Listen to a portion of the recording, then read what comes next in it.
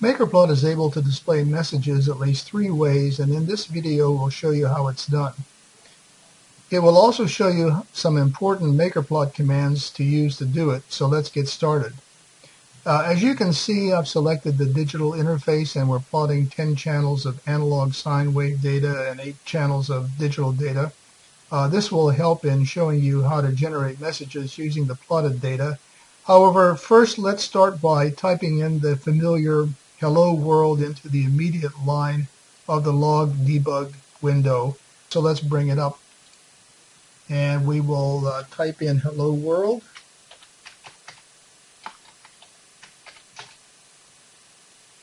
We notice that the message dialog box pops up and our hello world message is displayed in it, along with the date and time, which we checked in the logging menu. So let's take a look at that now.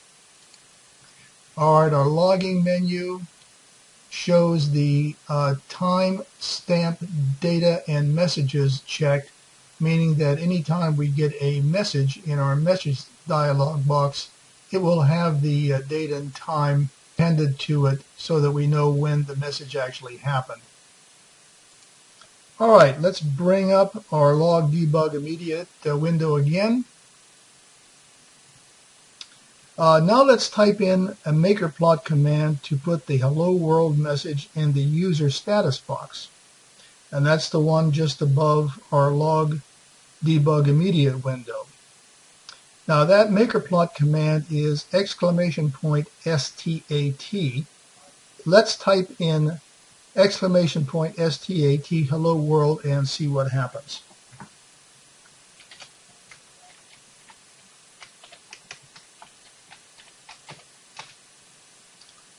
Okay, now we see it in the user status window.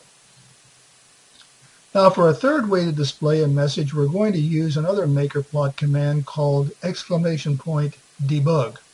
And that will display the message right here in the log debug immediate window. So let's try this. debug hello world. All right, there it is. Okay, now that we know how to display simple messages, let's take a look at doing the same with dynamic analog and digital data.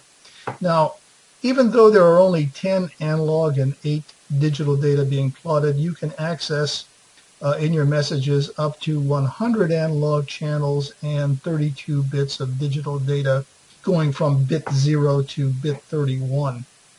The first 10 analog channels are labeled AIN0 through AIN9, meaning analog N0 through analog N9.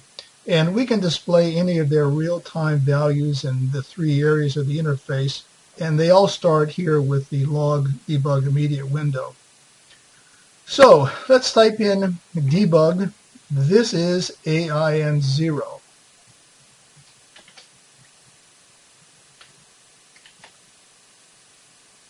This is AIN0. Now this won't get our value. This is just a message. So to get our value, let's do a paren AIN0 close paren, hit the enter key, and now we see that we have our message in our log debug immediate window saying this is AIN0 144. So that was the real-time value of analog channel 0 at the time that we hit the enter key. Let's do the same thing for the user status window, and instead we're going to use !STAT. This is AIN0, and then paren AIN0 close paren. And there it is. This is AIN0, and that time the value is 46. We can do the same thing with digital data as well. Let's try it with !debug, debug, and we're going to do some shorthand here, and we'll just do a open paren bit0 close paren. And there it is. It's either going to be 1 or 0, so we just happen to grab it at 0 that time. We can take a look at another digital bit, which is bit 7, and it changes the least frequently, so let's try that. We'll do D, D, B, U, G, B, I, T, 7, close paren. And as I'm looking at the bit right now, it's a 1, and it's going to change to a 0 very shortly. So do that, and yes, it is a 0. Now let's repeat that.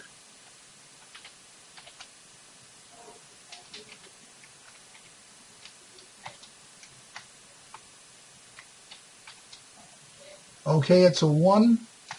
Now it's a 1.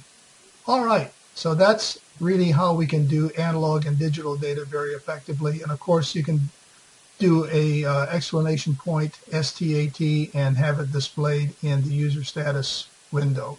Okay, let's try another message, and this time using another MakerPlot command called real time. Let's do it this way. Let's put it up in the log debug immediate window. We'll say exclamation DBBUG, this is AIN0, and then open paren AIN0, close paren, at open paren RTIME. So when we hit the enter key, what we're going to do is display a message that says this is AIN0 with the value at whatever real time it is when we push the enter key. So let's do that. Aha, there it is. This is AIN0, and it happened to be 148 at 16:01:30. So there are 3 ways that we can generate messages with MakerPlot.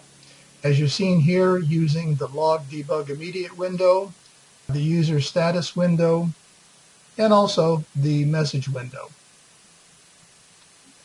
So once again, in other videos, we'll show you many more MakerPlot commands that you can use to generate messages, but this is just a sample of what you can do to generate some messages using direct static messages or messages using real-time analog and digital data.